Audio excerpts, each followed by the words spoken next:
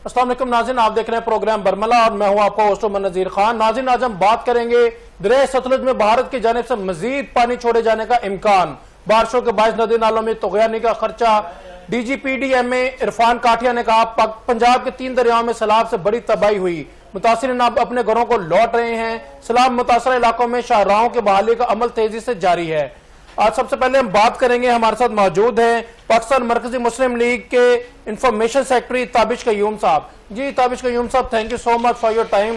ताबिश साहब, पाकिस्तान में बड़ी तबाही मची, आपने उकाड़ा भी देखा, सहीवाल देखा, और अब जो मुल्तान की सूरत हाल है वो इंतहाई संगीन है। तो लोगों ने आपने ये चीज भी नोट की, खुद भी देखी, खुद भी इलाके विजिट किए, मैंने खुद भी जो है प्रोग्राम्स किए आपकी जमात के साथ, आपके लोगों के साथ, बड़ा उन्होंने कोऑपरेट किया। और गवर्नमेंट से if I am not wrong, it's my personal perception and prediction के आपकी जमात ने बहुत बेहतर काम किया, इवन के गवर्नमेंट के मुकाबले में काम किया। मगर अब आप क्या कहना चाहेंगे, कितने लोगों को आपने ऑफिशियली आपकी जमात ने रेस्क्यू किया, फूड प्रोवाइड की, मेडिसिन प्रोवाइड की, जानवरों को किस तरह से रेस्क्यू किया गया, और अब इस टाइम जलालपुर पीरवाला और मोटरवे M जो है 20 वो बंद है, क्या कहना चाहेंगे इस टाइम, क्या सूरत हाल है? ताबिश साहब काइंडली।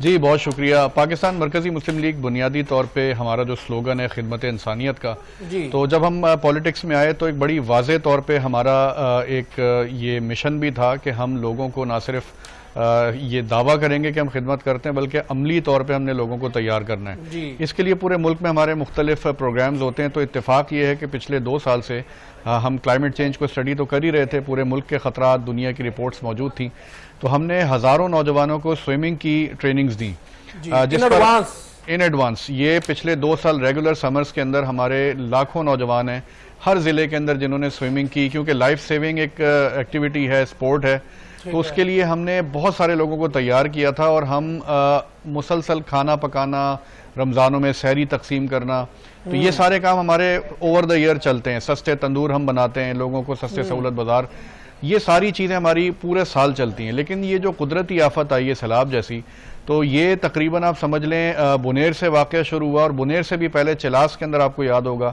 कि क्लाउड बर्स्ट हुआ था जुलाई के अंदर, तो वहाँ पे भी हम पहुँचे, बुनेर का वाक़या हुआ, बुनेर से फिर GB के अंदर गिज़र वैली और ये सारा इलाका, तो इस सारे एरिया के अंदर हमने काम शुरू किया। और फिर पंजाब का जो फ्लड आया आखिर में जलालपुर तक जो सारी सूरत हाल रही, तो मैं फिज़िकली वहाँ मौजूद रहा। हमारी अपनी जमात की जो मीडिया टीम को मैं लीड करता हूँ, तो हम एडवांस में जाके ना सिर्फ आगाह करते थे अपने रिलीफ वर्कर्स को, जो हमारी कोर कमेटी है जो डिसीजंस लेती है कि कहाँ पे क्या चीज़ प्रोवाइड करनी है, बल्कि कौमी मीडिया को भी हम अल्हम्दुलिल्लाह ड्रोन फुटेजेस भी देते थे और बताते थे कि यहाँ पे इतनी बड़ी तबाही हो चुकी है, ताकि पूरे मुल्क की तवज्जो वहाँ पर हो।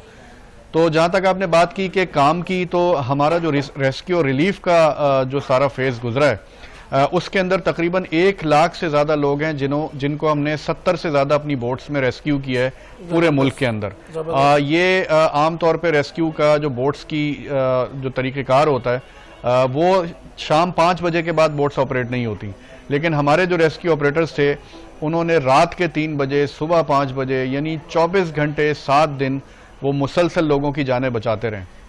जब लोग बाहर आते हैं तो सबसे पहली ज़रूरत उनकी साफ़ पानी और खाना होता है। हमने ऐसे लोगों को भी रेस्क्यू किया जो 4-4 दिन से दरख्तों के ऊपर थे, छतों के ऊपर थे, भूखे प्यासे थे, पानी फ्लड का वो पी रहे थे, तो उनको जब ला के हम उस पे लेकर आए बंद के पास खुश जगह पे, तो ये बहुत बड़ी तादाद में लोग थे, और तकरीबन 27 लाख लोग हैं जिनको पका पकाया खाना हम प्रोवाइड किया हमने। इसी तरह मेडिकल कैंप्स की अगर मैं बात करूं, तो हर ज़िले में जहां भी फ्लड आया तो वहाँ पे हमारे मेडिकल कैंप्स मौजूद थे। तकरीबन कोई 2-3 लाख लोग बनते हैं स्टैट्स के मुताबिक, जिनको हमने दवाइयाँ दी हैं, उनका इलाज किया है, और उनको जो भी जल्दी अमराज थे, जो डाइजेशन के इशूज़ थे, वो सारी चीज़ें हम करते रहें। फिर तकरीबन 27 के करीब हमारी खैमा बस्तियाँ जो हैं वो लगी, अभी भी बहुत सारी जलालपुर में लगी हुई हैं, 10 से ज़्यादा खैमा बस्तियाँ इस वक्त जलालपुर में, तो ये 30,000 से ज़्यादा लोग बनते हैं जो खैमा बस्तियों में हमारे मेहमान थे। और इनको हमारी कोशिश ये थी कि वो खाना जो हम अपने घरों में खाते हैं वो इनको प्रोवाइड किया जाए। तो अल्हम्दुलिल्लाह वहाँ पे स्कूल्स मौजूद थे, मददगार स्कूल के नाम से, वहाँ पे मेडिकल कैंप्स मौजूद थे, बच्चों की पैदाइश खैमा बस्तियों में हुई है। बहुत सारी यानी स्टोरीज़ हैं इन खैमा बस्तियों की और इन फ्लड विक्टिम्स की, और हम अल्लाह का शुक्र अदा करते हैं कि इतने बड़े ऑपरेशन के अंदर हमने अपनी मदद आपके तहत یہ کام کیا. حکومتی ادارے بھی وہاں پہ موجود تھے, جہاں پہ موجود تھے ان کے ساتھ ہم نے تعاون بھی کیا, اور ایک قومی سوچ کے ساتھ الحمدللہ یہ پورا ریلیف آپریشن جاری رہا. یہ بڑا ٹف آپریشن تھا, مگر جو گورنمنٹ کے نمائندے تھے بہت سے فلاز وہاں پہ نظر آئے ہمیں, ہم نے ہائی لائٹ بھی کیے اکاڑا میں بھی اور دوسرے اسٹیشنز پہ بھی, مگر آپ کی جماعت کے لوگ بڑا سنسیئرلی اور دل سے ایفرٹ کر کے, بلکہ میں نے خود شاہدرہ پوائنٹ پہ جو پروگرام کیا وہ میں نے آپ کی جماعت کے ساتھ کیا, تو یہ ٹریننگ ان کی بہت پہلے آپ نے سوئمنگ کی کروائی, اس کے بعد کوکنگ اور یہ ساری چیزیں, تو گورنمنٹ کو آپ نہیں سمجھتے کہ اس کو بھی اس طرح سے کرنا چاہیے؟ اور یہ سینیریو, یہ ساری ٹیکنیکل چیزیں آپ نے کیسے آبزرو کی, آپ نے کیسے ٹیم اپ کی, اور اتنا لمبا عرصہ اتنا پہلے آپ نے کس طرح سے یہ ساری چیزیں اسکیجول کی؟ دیکھیں, ہر قدرتی آفت کے اندر ہم کوشش یہ کرتے ہیں کہ ہمارے جو ایکسپیرینسز ہیں وہ کسی ایک فلڈ کے نہیں ہیں. جب بھی پاکستان میں پچھلے 15-20 سال میں جو قدرتی آفات آئی ہیں وہاں پہ ہمارے لوگوں نے کام کر کے جو یہ صلاحیت ان کو حاصل ہوئی ہے, اس میں سب سے بنیادی چیز ہے وہ لیڈرشپ ہوتی ہے. جب کرائسس سامنے ہوتا ہے, اس کرائسس میں کوئی ایک بندہ بھی اگر کھڑا ہو جائے جس کو یہ پتا ہو کہ مجھے کرنا کیا ہے, تو وہاں سے کام بہتر ہونا شروع ہو جاتا ہے. لاجسٹکس بہت بڑا مسئلہ ہوتا ہے, ڈسٹریبیوشن بہت بڑا مسئلہ ہوتا ہے. عام طور پہ لوگ یہ سمجھتے ہیں کہ ہم سامان جمع کریں گے, کسی جگہ پہنچ جائیں گے, تقسیم ہو جائے گا, لیکن ہم نے ٹرکوں کو لٹتے ہوئے دیکھا, چھینا جھپٹی دیکھی, قتل و غارت ہو جاتے ہیں ایسے جگہوں پہ, اور لوگ بڑے شدید غم و غصے کے اندر ہوتے ہیں. تو ان کو مینیج کیسے کرنا ہے, ان کو کول ڈاؤن کیسے کرنا ہے, ان کو آرگنائز کیسے کرنا ہے, تو یہ وہ سکلز ہوتی ہیں جو پریکٹس کے ساتھ آتی ہیں اور بہت زیادہ تجربے کے ساتھ آتی ہیں. تو جب یہ چیزیں موجود تھیں تو الحمدللہ ہم نے ان سب کو اپلائی کیا, اور گورنمنٹ کے ادارے بھی حیران ہو جاتے تھے کہ یہ آپ کس طرح سے آرگنائز کر لیتے ہیں. تو بہت سارے فلاز یقیناً تھے, بہت ساری کمیاں کوتاہیاں تھیں. ایک ہمارا بیوروکریٹک جو انداز ہے کہ چیزوں کو صرف تصویروں کی حد تک, ایک سوشل میڈیا کی حد تک وہ کرتے ہیں اور اس کے بعد وہ اوپر بھیج دیتے ہیں تاکہ لوگ حکمران مطمئن ہو جائیں, یہ چیزیں بھی ہم نے بہت ساری دیکھی. کئی جگہ ہم نے دیکھا کہ ٹرینڈ سٹاف موجود نہیں تھا جو بوٹس کو آپریٹ کر سکے, چیزیں موجود تھیں, یعنی اکوپمنٹس خراب موجود تھے. تو ان ساری چیزوں میں ہم نے بجائے یہ کہ تنقید کا رویہ اپناتے, ہم نے فیسیلیٹیٹ ان کو بھی کیا. جہاں پہ حکومت کی کوئی کمی نظر آئی تو ہم نے ان کے ساتھ بھی کھڑے ہو کے اس کمی کو دور کرنے کی کوشش کی تاکہ لوگوں کی جانیں بچ سکیں. تابش صاحب, ابھی سب سے بڑی ہرڈل آپ کی نظر میں کیا تھی؟ جو میں نے چیز آبزرو کی, گورنمنٹ کا بھی یہ شکوہ تھا کہ عوام آن دا اسپاٹ مطلب ٹائم پہ اپنا گھر بار نہیں چھوڑتے تھے. پھر گورنمنٹ کی یہ ویکنس نظر آئی کہ جانور کو ٹرانسپورٹ کرنے کا ایشو سامنے آ رہا تھا کہ اس کے لیے بڑی بوٹ یا بیڑا جس کو کہتے ہیں اس میں جانور ٹرانسپورٹ کیے جاتے تھے. پھر پردے کا ایشو سامنے آیا کہ ڈیفینیٹلی بینگ مسلم وہ نہیں چاہتے تھے کہ ہم وہاں پہ ایک سائڈ پہ مرد بیٹھے ہیں, دوسری سائڈ پہ جو ہے وہ خواتین بیٹھے ہیں. تو یہ ہرڈلز آئیں, تو آپ کی نظر میں کیا کیا ہرڈلز آئیں اور ان کو کیسے ریزالو کیا گیا؟ دیکھیں, ہمارے جو والنٹیئرز تھے ان کے سب سے زیادہ جو لوگ متاثر ہوئے ان کے اخلاق سے ہوئے, اور ایک مورل اتھارٹی ہوتی ہے, لوگ ٹرسٹ کرتے ہیں ان لوگوں پہ جن کا رویہ ان کے سامنے ہوتا ہے. تو ڈس انفارمیشن بہت زیادہ تھی, حکومت کی طرف سے تھی. علی پور کی اگر میں بات کروں, وہاں پہ بند موجود نہیں تھا. کئی سالوں سے لوگ کہہ رہے تھے کہ وہ بند یہاں پہ بننا چاہیے, لیکن اس کی پیسے آتے تھے, وہ بند نہیں بنایا جاتا تھا. اور جب سیلاب کا خطرہ تھا, کیونکہ سب سے آخر میں سیلاب یہاں پر آیا, پورا مہینہ تھا وارننگ کے لیے, لیکن وہاں پہ جب ہم نے کام کیا تو لوگوں نے ہمیں بتایا کہ جی ہمیں آخری دن تک یہ کہا جاتا رہا کہ جی یہاں پانی نہیں آئے گا, اور صرف 8 سے 10 گھنٹے ملے. جب پانی آنا شروع ہوا تو پھر لوگ اپنی جانیں بچا کے بھاگے ہیں, محصور ہو کے رہ گئے. تو وہ سارے پرابلمز وہاں پر ہوئے. تو یہ بہت بڑے فلاز وہاں پہ موجود تھے کہ غلط اطلاعات بھی تھیں, پلس لوگوں کا ہمارا رویہ یہ ہوتا ہے کہ ان کو پتا ہوتا ہے کہ حکومت کہہ تو رہی ہے کہ جی یہاں سے نکلیں, لیکن نکل کے جانا کدھر ہے, سامان کدھر لے کے جائیں, جانور کدھر لے کے جائیں. ہم جب جلال پور سب سے پہلے پہنچے, میرے پاس ڈرون فوٹیج موجود ہے کہ ہزاروں کی تعداد میں وہاں پہ مال مویشی لے کے لوگ وہاں پہ ہجرت کر رہے تھے, لیکن لے کے کہاں پہ جانا ہے, آگے حکومت نظر نہیں آ رہی تھی. کوئی ایسی چیز نہیں تھی کہ ان کو چھت فراہم کر دیں. ایک بوڑھا شخص جس کی عمر کم از کم 80 سال ہوگی, وہ اپنے بچوں کو لے کے وہاں پہ پوتے پوتیوں کو لے کے بیٹھا ہوا تھا, ہاتھ جوڑ کے ہم سے کہنے لگا کہ مجھے ایک شیلٹر پرووائڈ کر دیں, میں ان کو کہاں لے کے جاؤں گا. تو یہ کیفیت, یہ حالات وہاں پہ لوگوں کے تھے. تو لوگوں کو ٹرسٹ اس لیے حکومت پہ نہیں ہوتا کیونکہ ان کو پتہ ہے کہ ہم یہاں سے اٹھیں گے تو وہ جس کو کہتے ہیں نا کہ ڈیول اینڈ سی کے درمیان والی سچویشن تھی کہ وہ پھنسے ہوئے تھے کہ ان کو پتہ یہاں سے جا کے بھی باہر ہم نے پریشان ہونا ہے, تو کیوں نہ ہم بیٹھے رہیں.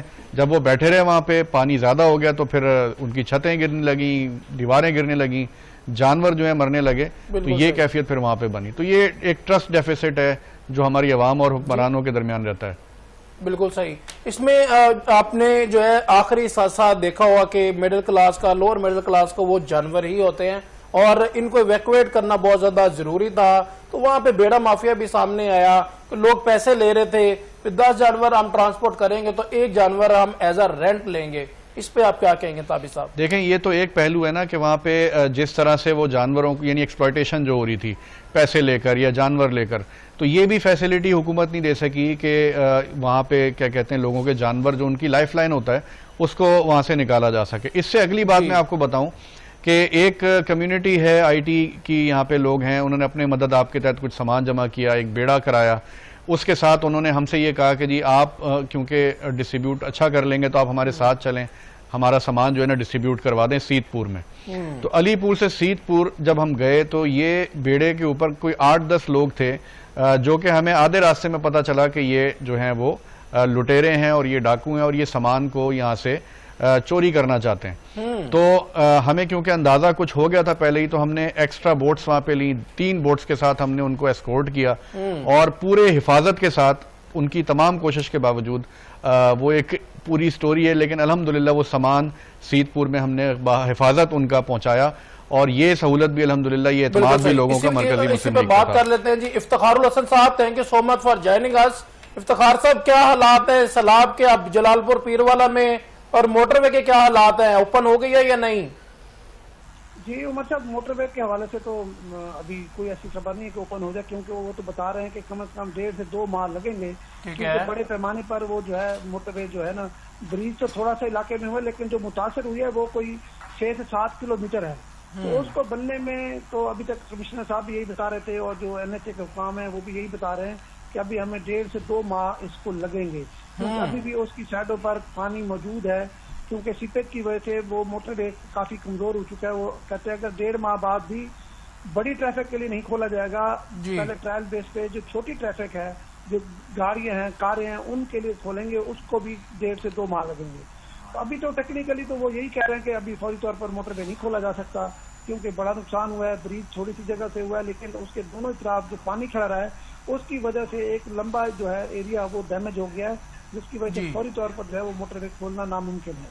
افتخار صاحب ابھی یہ تابش قیوم صاحب بیٹھے ہیں, تو ہمارے سامنے بھی واقعات آئے چوری کے, تو ان پہ کیا کہنا چاہیں گے؟ وہاں پہ لوگ تو پہلے ہی مرے ہوئے ہیں, پھر وہاں پہ جو ہے متاثرین پہ فائرنگ ہونا, ان کی چیزیں چوری ہو جانا, ان کے ساتھ ڈکیتی کی واردات ہو جانا. تو تابش صاحب ہمارے ساتھ موجود ہیں, یہ بھی آپ کو اس کی تفصیلات دیں گے جو وہاں پہ اٹیک ہوا ان کے اوپر یا ان کے سامان کے اوپر. کیا کہیں گے افتخار صاحب؟ یہ پولیس کی پرفارمنس پہ سوالیہ نشان ہے بہت بڑا. دیکھیں تابع صاحب بالکل ٹھیک کہہ رہے ہیں. یہ دیکھیں جو بھی لوگ ڈونر جا رہے ہیں نا, جو چیزیں لے کے جا رہے ہیں, تو ان کو چھیننے والے سیلابی علاقہ شروع ہوتا ہے, وہاں گروہوں کے گروہ کھڑے ہیں اور وہ خود کو متاثرین سیلاب کہتے ہیں. لیکن اس میں متاثرین بھی ہوتے تو ضرور ہیں, لیکن سارے تو ایسے نہیں ہو سکتے. لیکن وہاں پر اس طرح کوئی سامان لے کے جانا کسی خطرے سے کم نہیں ہے, کیونکہ جانے سے پہلے وہ راستے میں لوٹ لیے جاتے ہیں. یہ تو کوئی دوسری رائے نہیں ہے, یہ بات بالکل درست ہے. اور آپ نے چوری اور ڈکیتیوں کی بات کی, پانی کے اندر جو چوری ڈکیتی کے لیے باہر سے تو نہیں آتے, ہوتے تو وہ علاقائی لوگ ہیں. لیکن آپ کی بات درست ہے, کیونکہ حکام کی یہ ذمہ داری ہے کہ وہ مطلب لوگوں کو لا اینڈ آرڈر کی صورتحال پہ کنٹرول کریں اور لوگوں کے جان و مال کا تحفظ ان کو دیں. لیکن انفارچونیٹ ہوتا یہی ہے کہ جس طرح یہ فلڈ کے دوران میں تو بالکل نہیں دے سکے, کیونکہ وہ ریسکیو لوگوں کو کر رہے تھے اور وہ ایمرجنسی نافذ تھی, خاص طور پر جلال پور پیروالا اور علی پور, سیت پور اور یہ جو خیر پور سادات کے علاقے ہیں جہاں پانی کی زیادہ تباہی پانی نے مچائی ہے, وہاں پر تو حالات جو ہے وہ بالکل کنٹرول سے باہر ہو گئے تھے. اب جیسے لوگ جا رہے ہیں چیزیں لے کے, مطلب جو ڈونر مختلف علاقوں سے آ رہے ہیں سامان لے کے جا رہے ہیں, تو ان کے ساتھ بھی متعدد علاقوں میں ایسی شکایات موصول ہو رہی ہیں کہ وہاں جو لوگ ہیں وہ ان کو لوٹ رہے ہیں اور ان کا سامان چھین رہے ہیں. تو ضلعی انتظامیہ نے تو یہ کہا ہے کہ آپ کسی صورت خود سامان لے کے نہ جائیں, ہمارے لوگوں کے ساتھ جائیں. تو اب کچھ لوگ خود جا رہے ہیں, ان کی خواہش ہوتی ہے کہ ہم خود جا کے دیں, لیکن وہاں کچھ تو سیلاب زدگان ایسے ہیں وہ جو آ کے مطلب چھین لیتے ہیں. لیکن کچھ ایسے لوگ بھی ہیں جو بڑے بڑے شہروں سے آ کے جو بھکاری تھے, انہوں نے بھی ان علاقوں کا رخ کیا ہے اور وہ اپنی جھاڑی لگاتے ہیں, دن بھر وہیں رہتے ہیں. وہ موٹر سائیکلوں پہ ایک ہجوم ہوتا ہے 25-30 لوگوں کا, کسی بھی ٹرک یا کسی بھی وین کو دیکھتے ہیں جس میں سامان ہوتا ہے تو اس پر وہ دھاڑ بول دیتے ہیں. اور بعض تو یہ اطلاعات بھی ہیں جی डोनर थे उनको वो बेचारे बड़ी मुश्किल अपनी जान बचा के हैं, उनकी गाड़ियों के शीशे तक तोड़ दिए गए हैं। तो ये शिकायत बिल्कुल आ रही है, इसमें कोई दूसरी राय नहीं है। मगर इफ्तिखार साहब, आपने लास्ट प्रोग्राम में ये बात की कि बहुत से ऐसे इलाके हैं कि गवर्नमेंट वहां पे नहीं पहुंच सकती, तबाही ज्यादा है, लोग ज्यादा मुतासर हुए हुए हैं। कौन कौन से इलाके हैं? ताबिश साहब की जमात बड़ा जो है भरपूर तरीके से, बेहतरीन तरीके से काम कर रही है।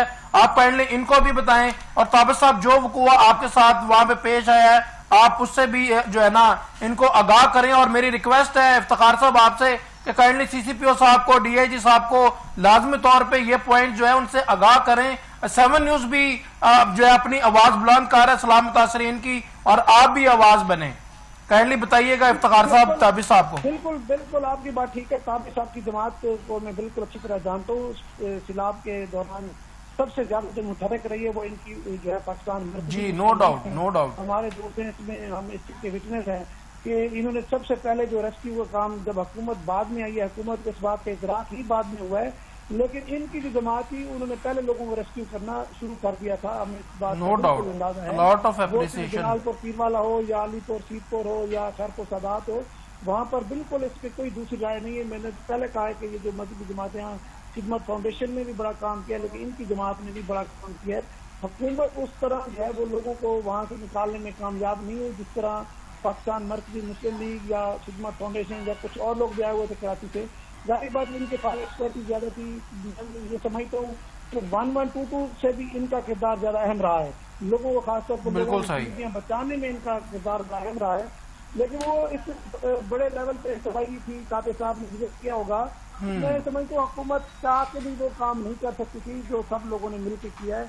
अभी जिस तरह की ये तबाही थी, तो फिर भी मैं समझता हूँ हमें तो बहुत डर था कि शायद अमवात बहुत ज्यादा हों, लेकिन अल्लाह ने मेहरबानी की है। लोगों के जो जान है वो गई तो जरूर है, लेकिन उस तरह जिस तरह तबाही नजर आ रही थी उस तरह मैं समझता हूँ कि अल्लाह ने बड़ी मेहरबानी की है, बचत हो गई है। लोगों के घर जरूर नुकसान हुआ है, उनके जो कुछ बस्तियां रहती है मलिया नेट की निशान भी सकते, लेकिन जो घर बच भी गए हैं वो भी रहने के काबिल नहीं है। उसके लिए जो हुकूमत अब सर्वे करेंगे तो वो भी यही कर रही है कि उनको मतलब आज की कीमत नहीं, उनके जो मकानात हैं उनको पूरी कीमत दी जाए। इफ्तिखार साहब, अभी मरकजी मुस्लिम लीग का ऑपरेशन जारी है। Thank you so much for consideration, fact बयान करने के लिए, इनको अप्रिशिएट करने के लिए। Same is the case with me कि मैं भी, मेरे भी यही अल्फाज हैं, इससे बढ़ के अल्फाज हैं इनके लिए, जितना पॉजिटिवली काम किया। मगर अभी प्रॉब्लम सॉल्व नहीं हुई है, तो काइंडली वो इलाके बताएं जहां पे वर्किंग की जरूरत है ताकि ताबिश साहब आगे डायरेक्शंस दे सकें।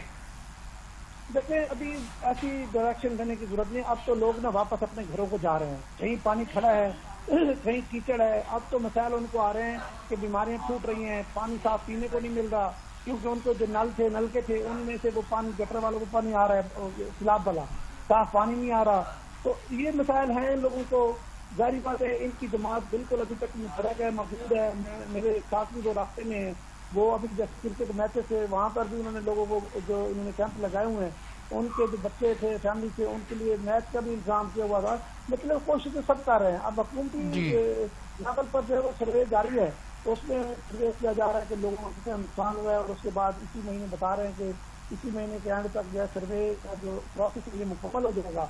उसके बाद हुकूमत पंजाब की जानिब से जो है वज़ीर आला पंजाब खुद या उनके जो भी मतलब इंतजामिया है वो मुतासिरीन में चेक तस्लीम करेंगे, और उसके बाद जारी बात है वहाँ पर लोगों के जानवर बिल्डिंग। आज सेक्रेटरी ज़राअत ने मुल्तान में मीटिंग की है, तो उन्होंने यही बताया है कि जो फसलों का नुकसान हुआ है उसमें 20,000 के जो है वज़ीर आला पंजाब ने मंजूरी दे दी है। 20,000 की 80 एकड़ फसल कोई भी है, अगर आपकी सैलाबी इलाके में मुतासर हुई है तो वो हुकूमत पंजाब जो है 20,000 रुपये 80 एकड़ हिसाब से पैसे देगी। अब एक नया मसला खड़ा हो गया है, खड़ा ये हो गया कि जमीन जिन लोगों की मुस्ताजरी पे थी, जिन लोगों ने ठेके पे ली थी फसल। जी इफ्तिखार हसन साहब, thank you so much for your time and information. नाज़रीन, इफ्तिखार हसन साहब मौजूद थे, सीनियर जर्नलिस्ट हैं और मुल्तान में मौजूद हैं। सलाम मुतासरीन की आवाज़ बनते रहे और बड़े दबंग तरीके से जो है मरकजी मुस्लिम लीग के तमाम कार्रवाइयों को, तमाम ऑपरेशंस को जो है वो उन्होंने अप्रिशिएट किया। ताबिश कयूम साहब, a lot of appreciation for you and your team. No doubt आपने दिन रात काम किया, दिन रात लोगों की खिदमत की और बेहतरीन तरीके से, गवर्नमेंट से भी बेहतर आपने भी अल्फाज सुने, उनको इवैक्यूएट करने में अपना रोल प्ले किया। May Allah bless you and your political Jamaat with many more. تو کیا کہنا چاہیں گے؟ اب آپ دیگر پروگرامز پہ بھی کام کر رہے ہیں، اسکل ڈیولپمنٹ پروگرام پہ بھی کر رہے ہیں، اور اس کے بعد ریہیبلیٹیشن پہ بھی کام کر رہے ہیں، خواتین کے لیے بھی کچھ پروجیکٹ چاہ رہے ہیں، کیا کہنا چاہیں گے ہمارے ناظرین کو؟ سب سے پہلے تو افتخار صاحب کا آپ سب کا شکریہ. دیکھیں یہ ایک قوم کا ٹرسٹ تھا ہم پر، اور ہم یہ سمجھتے ہیں یہ کسی حکومت یا کسی ایک کی طرف اشارہ نہیں، بلکہ ہمارے سسٹم کے جو فلاز ہیں وہ ہمارے سامنے بالکل اوپنلی موجود ہیں کہ جب بھی کوئی کرائسس آتا ہے. ہم نے بڑا افسوسناک واقعہ سوات میں دیکھا کہ وہ پوری فیملی ڈوب گئی. ہم ان کے گھر بھی گئے تعزیت کے لیے کہ ایک ہیلی کاپٹر وہاں پہ نہیں پہنچ سکا ٹائملی. اسی طرح جب ریسکیو کے معاملات ہوتے ہیں تو ہمارا جو سسٹم ہے بہت سلو موو کرتا ہے. تو ہم نے اپنے ایک عام سے سادے سے ورکر کو بھی یہ چیز سکھائی ہوئی ہے کہ تم نے کسی کی جان کیسے بچانی ہے، اس کو کھانا کیسے کھلانا ہے. تو الحمدللہ ہماری کوشش یہ ہوتی ہے کہ ہمارے ہوتے ہوئے کوئی شخص جو ہے وہ نہ ڈوب کے، نہ خدا نہ خواستہ کسی اور حادثے کے اندر اس کی جان نہ جائے، ہم اس کو فوری طور پر اس کی جان بچا سکیں، کیونکہ اللہ تعالیٰ کا بھی حکم ہے کہ ایک جان بچانا پوری انسانیت کو بچانے کے برابر ہے. تو یہ ایک فکر ہے، ایک نظریہ ہے جس کے تحت ہم نے لوگوں کو تیار کیا. دوسری بات آپ نے جو کی ریہیبلیٹیشن کی، دیکھیں اس وقت بہت بڑے بڑے مسائل ہیں. لوگ یہ سمجھ رہے ہیں کہ سیلاب کا پانی گزر گیا، ریسکیو کر لیا، ریلیف ہو گیا، لیکن یقین کریں کہ ان کی بحالی اس وقت پاکستان کی بحالی کے برابر ہے، کیونکہ آپ کی زراعت آپ کی بیک بون ہے. یہ قومی سلامتی کا مسئلہ ہے. اس وقت آپ کا جو چھوٹا کسان ہے، آپ اس کی زمینوں کا حال جا کے دیکھیں کہ وہاں پہ 1.5 2 فٹ ریت موجود ہے، اور اس کے پاس بیچارے کے پاس اپنا گھر اس کا گر چکا ہے، اس کی زمینیں ختم ہو چکی ہیں، فصلیں تباہ ہو چکی ہیں. تو وہ ریت کیسے نکالے گا؟ 5 لاکھ 6 لاکھ روپے وہاں پہ کرایہ ہے ایک مہینے کا شول کا، اور جو وہاں پہ مشینری ریکوائرڈ ہوتی ہے جو اس کی ریت کو نکالے. تو ہم یہ کوشش کر رہے ہیں کہ وہ فری آف کاسٹ وہاں پہ جو بھی مشینری ہے اس کو پرووائڈ کیا جائے چھوٹے کسان کو، اور وہ اپنے وہاں سے مشینری کو استعمال کر کے ان کی زمینیں ہموار ہوں اور وہاں پہ وہ کاشتکاری دوبارہ کر سکیں. اسی طرح ان کو بیج کی ضرورت ہے، وہ بیج بھی ہم ان کو پرووائڈ کر رہے ہیں لاکھوں ایکڑ کے لیے، تاکہ یہ جو بحالی کے نعرے حکومت نے ضرور لگائیں، اللہ کرے وہ اس کو پورا کریں. لیکن ہم وہ لوگ ہیں الحمدللہ، ہم کوشش کرتے ہیں کہ ہم دعویٰ نہ کریں. خوشحالی ایک ہمارا جو سلوگن اس وقت چل رہا ہے ریہیبلیٹیشن کا، وہ بحالی سے خوشحالی تک ہے. تو الحمدللہ کسان کی بحالی کے لیے ہم نے بھرپور طریقے سے ان کی فری مینٹیننس ورکشاپس بنا رہے ہیں، مشینری کی، ٹریکٹرز کی، ان کی زمینوں کو ہموار کر رہے ہیں، بیج پرووائڈ کر رہے ہیں. تو یہ تو کام کسانوں کے لیے چل رہا ہے. اسی طرح جو سرد علاقے ہیں کے پی کے یا جی بی کے، ان کو ہم بستر دے رہے ہیں، ان کے گھروں کا سامان دے رہے ہیں. پنجاب میں، جنوبی پنجاب میں جو مکانات تباہ ہوئے ہیں ان لوگوں کو ہم ان کے مکان بنا کے دے رہے ہیں. 2 کمرے ہیں، کسی کا 1 کمرہ ہے، 7 واش روم ہے. تو یہ چیزیں ان کو فوری طور پہ بنا کے دے رہے ہیں تاکہ یہ لوگ فوری طور پہ شیلٹر ان کو مل جائے، اور یہ اپنی زندگی کو بحال کرنے کے لیے اپنی زمینوں میں جو محنت مزدوری کرتے ہیں وہ بھی کریں. لائف سٹاک بھی ہم دے رہے ہیں تاکہ کچھ جو غریب لوگ ہیں جن کا گزارا ہی لائف سٹاک پر ہوتا ہے، تو ان کو تھوڑے تھوڑے جانور کسی طرح پرووائڈ کیے جائیں تاکہ وہ ان کا ڈیلی لائف کا سرکل چلتا رہے. تو یہ ریہیبلیٹیشن کا ایک پورا پروگرام ہے. خواتین کے لیے ہم نے کوشش کی کہ جتنے بھی سیلاب متاثرین خواتین ہیں ان کی جو بھی ایسینشلز ہیں، جو بھی ضروریات ہیں، ان کی ادویات ہیں، وہ ان کو پرووائڈ کی جائیں. بچے جن کے گودوں میں ہیں ان کو دودھ بچوں کا پرووائڈ کیا جائے. تو وہ تو ہماری مائیں بہنیں، چادر 4 دیواری کا تقدس، یہ ساری چیزیں ہم نے اپنی خیمہ بستی میں وہ کی کہ جس میں ان کو گھر سے زیادہ خوبصورت ماحول ملے اور ان کو ایک تحفظ ملے. اللہ کرے کہ ہم اس میں کامیاب ہوئے ہیں. بہت کوشش ہم نے کی، سولر پینل ان کے ٹینٹس میں لگا کے دیے، پنکھے چلا کے دیے. شدید گرمی ہے ان علاقوں کے اندر. اور پھر سلائی مشینیں اب دے رہے ہیں تاکہ وہ ہماری مائیں بہنیں جو اس وقت خیموں میں ہیں، گھر ٹوٹ چکے ہیں، تو چلیں وہ سلائی کڑھائی کر کے کچھ نہ کچھ اپنا روزگار کمائیں، سپورٹ کریں اپنی فیملی کو. اسی طرح اسکل ڈیولپمنٹ کی میں آخر میں بات بتا دوں کہ ہمارا اپنا کماؤ کے نام سے ایک آن گوئنگ پروجیکٹ ہے جو پورے ملک میں اب تک تقریباً 3 لاکھ سے زیادہ لوگوں کو فری آئی ٹی اسکل سکھا چکا ہے. اور یہ آن اینڈ آف ہمارے کورسز چلتے رہتے ہیں. ہم نے کوئی 500 سے زیادہ کلاس رومز تھے ہمارے پچھلے کورس میں، جو مسجدوں کے اندر، ہالز کے اندر، گراؤنڈز کے اندر، ہوٹلز کے اندر لوگ جمع ہو کے وہاں پہ فری کلاسز لے رہے تھے.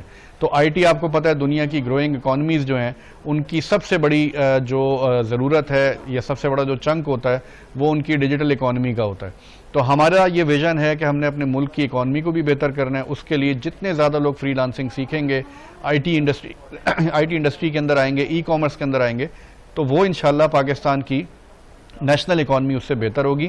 تو اس کے لیے بچوں سے لے کے بڑوں تک کے کورسز موجود ہیں. خواتین بھی کرتی ہیں، بزرگ بھی کرتے ہیں، بچے بھی کرتے ہیں.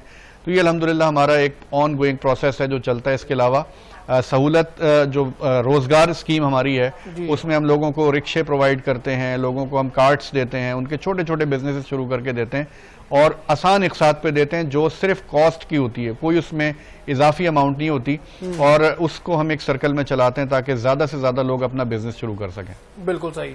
आप तब सब क्या कहना चाहेंगे, दरिया सतलुज पे भारत की जानिब से मजीद जो है पानी छोड़े जाने का इम्कान है, तो भारत की तरफ से अब भी जारियत जो है वो जारी है? उसके बाद जो है इससे पहले ऑपरेशन संदूर देखा, कल भारतीय आर्मी चीफ ने कहा कि हम पाकिस्तान को रगड़ेंगे और डबल स्पीड से रगड़ेंगे और अब तक आगे तक बढ़ेंगे, तो आप तैयार रहे, अपने फौजियों से खिताब कर रहे थे, क्या कहेंगे आप इस पे? देखें 78 साल से उनकी यही ख्वाहिश है और ये ख्वाहिश न कभी पूरी हुई है न कभी पूरी हो सकेगी।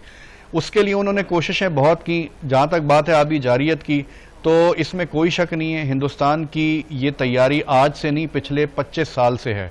जब इन्होंने डैम बनाना शुरू किए तो हमारे ही लोगों में से इनको जमात अली शाह जैसा गद्दार मिला जिसने उनके डिज़ाइंस को, उनकी सारी जो उनकी साजिश थी उसकी मौजूदगी में वो शख्स खामोश रहा और उसने उनको खुली छुट्टी दी कि वो अपने डैम्स बना सकें और पानियों का रुख जो है वो मोड़ सकें। और ऑन गोइंग फिर आगे चलते चलते आज जब उन्होंने इंडस वाटर ट्रीटी को सस्पेंड किया है तो आपको क्रिटिकल डेटा जो चाहिए होता है मॉनसून के सीजन्स में या दीगर दिनों के अंदर, वो उन्होंने विद हेल्ड कर लिया है, वो दे नहीं रहे आपको। नतीजा ये है कि जब वो चाहें पानी अपने डैम्स में भरें और मॉनसून का बहाना करके उनके स्पिलवेज को खोल दें और आप इसी तरह के सैलाब को भुगतें और फिर गर्मियों के अंदर या सर्दियों के अंदर आके आप एक एक पानी के कतरे को तरसें। तो ये उनका स्ट्रेटेजिक एम है, इस पर फैसला हुकूमत को करना चाहिए। हमारा मुतालबा ये है कि इन डैम्स को अगर उड़ाना पड़ता है तो इनको उड़ा दें, लेकिन पाकिस्तान को बचाएं और ये हमें शायद किसी मौके पे फैसला लेना पड़े। बिल्कुल सही जी। नाज़रीन, हमें ब्रिगेडियर आसिफ हारून साहब ने ज्वाइन किया है। जी ब्रिगेडियर साहब, फर्स्ट ऑफ ऑल तो जो है डोनाल्ड ट्रंप का बयान सामने आ गया है, हमास ने जो है वो 20 नुकाती एजेंडा था वो तकरीबन मान लिया है, मगर उन्होंने कुछ शराइत भी रखी हैं और ट्रंप ने फौरी जंग बंदी का जो है वो डिमांड कर दी है। क्या कहेंगे ब्रिगेडियर साहब इस मौकफ पे ट्रंप के? बस अगर आप मेरा मौकफ ले तो जी प्लीज आपका पॉइंट ऑफ व्यू इस पे। जी सीधा बातें मैं आपको ये बता दूं। प्लीज। पहली बात तो ये है कि जो पहली दफा जब 20 पॉइंट का पीस प्लान जो 8 ममालिक थे अरब के और मुस्लिम कंट्रीज के, वो जब पेश किया 25 सितंबर को, तो उस वक्त जो है सबसे ज्यादा कंपल्शन ये थी कि वहां पर जो हर रोज जो ब्लड शेड हो रहा था रुकने का नाम नहीं रह रहा था, वो उसको जो है सीज फायर हो और ब्लड शेड खत्म हो और उनको खुराक पहुंचाई जाए। तो उस अंडरलाइंग कंपल्शन की वजह से वो 20 पॉइंट प्लान जो है वो जो है एक बड़ा एक वेलकम साइन हुआ, जिसमें वहां भी बड़ा फैनफेयर हुआ और बाकी दीगर अरब और मुस्लिम कंट्रीज में भी जो है ना उसमें बड़ी खुशियां ये मनाएगी। मेरे लिहाज से वो थोड़ा प्रीमेच्योर जो है वो यूफोरिया था। अब ये बात सारी ये है कि वो जैसे ही वो हुआ उसके बाद जब उसकी नेतन्याहू की साथ मीटिंग जब 29 को हुई तो वो सारी उसका जो रूह जो थी वो ये निकाल दी। मैं ये पूछता हूँ कि जो 8 ममालिक थे जो जिन्होंने उनके साथ डील किया था, उन्होंने ये इस चीज को क्यों नहीं मद्देनजर रखा कि अभी तो जो क्रूशल मीटिंग है बिटवीन नेतन्याहू एंड ट्रम्प वो तो 29 तारीख को होनी है और उसके बाद ही फैसला को नतीजा निकलना है, तो उससे पहले ही क्यों वो खुशियां मनाई और उसको डिक्लेयर कर दिया, तो वो उसका फिर उनका खमियाजा ये भुगतना पड़ा। और वो जो ओरिजिनल ड्राफ्ट जो था उसमें जितनी वो चीजें जो फेवर कर रही थी फलस्तीनियों को और हमास को, वो उन्होंने निकाल दी और सारा ही का सारा जो है वो इजराइल के हक में हुआ, क्योंकि नेतन्याहू वो कुछ भी नहीं देने को तैयार था और वो कह रहे थे सब चीज जो है मेरे ही हक में हो। तो ये यहाँ पर बात जो है कि ये हमें भी ये सोचनी चाहिए थी।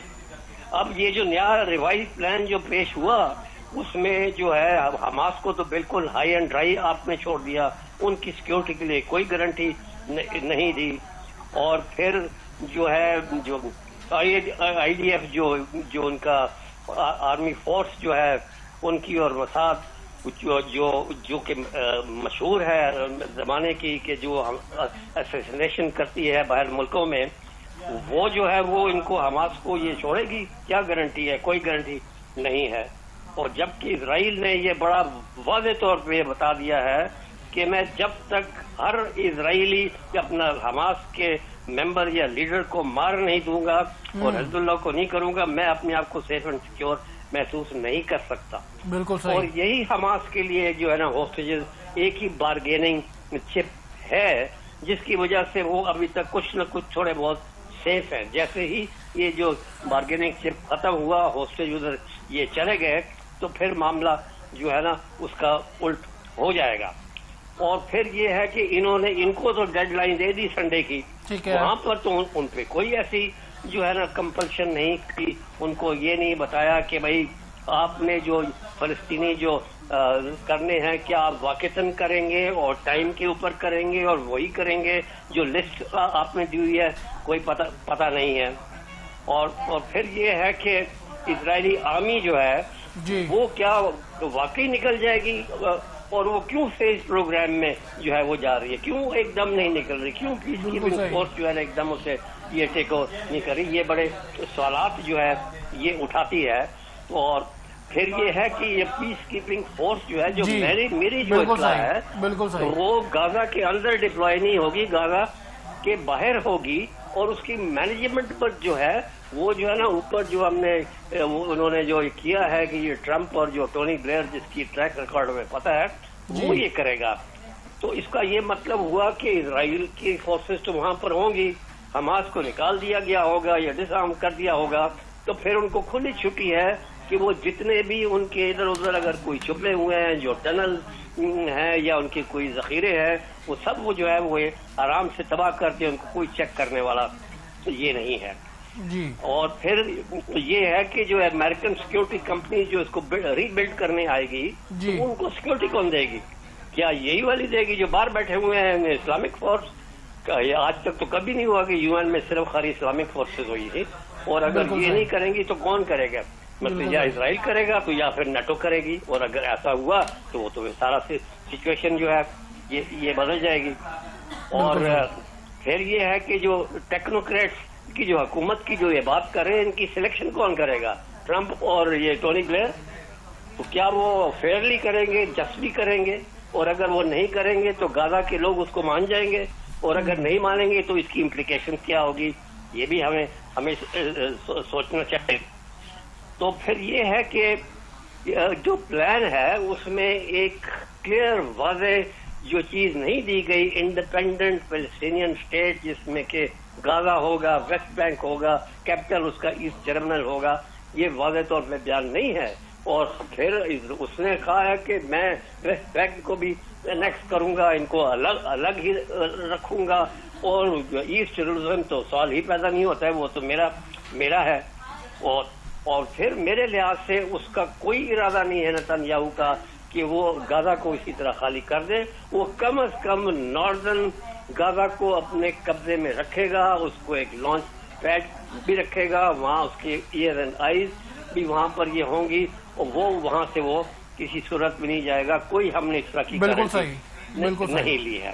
بالکل تو اب یہاں جو بات میں یہ کرنا چاہ رہا ہوں کہ جو آئی سی سی نے اس کو چارج شیٹ کیا ہوا ہے، اور پھر نیتن یاہو کو اور اس کا جو ایکس ڈیفینس منسٹر ہے گلنٹ ان کو وار کرمنل کیا ہوا ہے، اس کے اوپر کیا ہو رہا ہے؟ کیوں کوئی بات چیت نہیں ہو رہی اور کیوں ابھی بھی کوئی بات اس کی نہیں کر رہے؟ اور یہ کیا وجہ ہے کہ جی اسرائیل کو ابھی بھی وکٹم اور رائٹ آف سیلف ڈیفینس دیا ہوا ہے اور دوسروں کو نہیں دیا؟ اور پھر کیا جو ہے یہ آپ کہہ رہے ہیں کہ ری بلڈنگ جو ہے وہ عرب اسٹیٹس کریں گی، تو اسرائیل کیا کرے گا جس نے سارے غزہ کو ڈسٹرائے کر دیا ہے، ویسٹ بینک کو بھی ڈسٹرائے کر دیا ہے؟ وہ یہ وار ریپریشن وہ کیوں نہیں اس سے مانگتے؟ وہ کیوں نہیں دے گا؟ جو اتنی اس نے 70,000 تو ڈکلیئرڈ ہیں، اصل میں تو 1.5-2 لاکھ ہیں، وہ ان کی جو کمپنسیشن یہ کون کرے گا؟ یہ کوئی بات نہیں کرے گا. پھر یہ سمود جو فلوٹلا ہے اس کا اپنی دنیا نے یہ دیکھ لیا کہ کس جو طریقے سے انہوں نے ان کو ڈسرپٹ کر کے اور ان کو ساروں کو یہ ڈیٹین کر دیا ہے. اور دنیا دیکھ رہی ہے، اپنا اسلامک ورلڈ بھی دیکھ رہا ہے، کسی نے ایک انگلی نہیں اٹھائی، کسی نے ان کی مدد نہیں کی. بالکل صحیح. جی thank you so much brigadier صاحب for your time and information. جی تابر صاحب کیا کہنا چاہیں گے؟ یہ بڑا کریٹیکل ایشو جو ہے اس ٹائم چل رہا ہے حماس کا, اور اس ٹائم حماس جو ہے ٹو سم ایکسٹینڈ یہ ایگری کرتا ہے, مگر پہلے بھی اسرائیل کا ٹریک ریکارڈ صحیح نہیں رہا. ہماری پروگرام میں جنرل قیوم صاحب نے یہ بات کی کہ اسرائیل نے پہلے لوگوں کے ساتھ کانٹریکٹ کیا, کہ امن کا کانٹریکٹ کیا, ان سے ویپن لیے, پھر انہیں لوگوں کا قتل عام کیا. کیا کہیں گے آپ اس کریٹیکل ایشو پہ؟ دیکھیں بریگیڈیئر صاحب نے بڑی وضاحت کے ساتھ تبصرہ کیا ہے. میں صرف یہ کہوں گا کہ اگر تو ہم ایک جسٹ ورلڈ کے اندر رہ رہے ہوتے جہاں انصاف ہوتا, تو آئیڈیلی یہ ساری ریاستیں مل کے اسرائیل کی جو ڈیفنس فورسز ہیں ان کو ڈسارم کرتی. نیتن یاہو کو وار کرمنل ڈکلیئر کر کے نیورنبرگ کی طرح ورلڈ وار کے بعد ان لوگوں کو پھانسیاں ہوتی کہ جنہوں نے بچوں کو 30,000 بچوں کو جنہوں نے یہ کہہ کے قتل کر دیا کہ یہ ہیومن شیلڈز ہیں, جنہوں نے اسپتالوں کے اوپر بمباریاں کی, جنہوں نے جو ہے نہ کوئی لحاظ کیا بھوک اور پیاس, اور جو لوگ بیچارے پانی کا ایک گلاس لینے کے لیے آ رہے تھے, ایک بچی کو جو ہے وہ پانی کا کین لے جاتے ہوئے انہوں نے اس کو ڈرون سے ہٹ کیا, صحافیوں کو انہوں نے ہٹ کیا. تو یہ دنیا میں انصاف تو کہیں بھی نہیں بچا. یہ اس وقت جو معاہدہ ہونے جا رہا ہے اس کی صرف ایک پہلو جو ہے وہ یہ ہے کہ کسی بھی طرح یہ نسل کشی جو ہے وہ روکی جائے. اس کے لیے جو مسلمان ممالک سامنے آئے, نیک نیتی سے آئے, میں یہ سمجھتا ہوں کہ بہت سینسٹیو یہ معاملہ تھا, اس پر بہت ذمہ داری کے ساتھ ٹویٹس کی جانی چاہیے تھیں. اس کو مزید جو ہے ان کے ایکشنز کیونکہ میٹ نہیں کرتے, ان کے ایکشنز بالکل اپوزٹ ہوتے ہیں. اسرائیل کی آپ نے بات کی, ہر دفعہ انہوں نے معاہدہ توڑا, نیگوسیشنز کے لیے قطر میں بلا کر ادھر انہوں نے میزائل فائر کیے. تو یہ ان کا رویہ ہے, اور اس کو یہ کتنا آگے جائے گا یہ تو بات کی بات ہے, لیکن ہم یہ سمجھتے ہیں کہ فلسطین کی زمین کا کوئی بھی فیصلہ ہو تو اس کا حق صرف فلسطین کے لوگوں کا ہے. حماس کہیں سے بھی دہشت گرد نہیں ہے, وہ وہاں کے لوگ ہیں, مزاحمتی تحریک ہے. جو وہ فیصلہ کریں گے اپنے لوگوں کے لیے, میں یہ سمجھتا ہوں کہ ہم سب کو اس کی تائید کرنی چاہیے. Thank you so much Tabish صاحب for your time and information. جی ناظرین, جیسا کہ آپ نے سنا, تابش صاحب نے بڑا اسٹریٹ فارورڈ کہا کہ بھارتی آبی جارہیت ایسے ہی جاری رہے گی. اگر پاکستان کو, پاک فوج کو ان کے ڈیم اڑانا بھی پڑتے ہیں تو انہیں اڑایا جائے. اور عوام سے 7 نیوز کی یہ اپیل ہے کہ برائے مہربانی سلاب, زدگان اور جلال پور, پیروالا, ملتانی, ان علاقوں کا وزٹ کریں, اور امیر لوگ جو ہے ضرور وہاں پہ ڈونیشن دیں, خود وزٹ کریں, اور لوگوں کی جو ہے ایک روشنی بنے ان کے لیے, اور ان کے لیے آپ سامان لے کے جائیں, کھانے کی اشیاء لے کے جائیں, اور ان کی ہیلپ کریں. اپنے ہوسٹ عمر نذیر کو اجازت دیجیے, انشاءاللہ نیکسٹ پروگرام میں جلد ملاقات ہوگی. اللہ حافظ.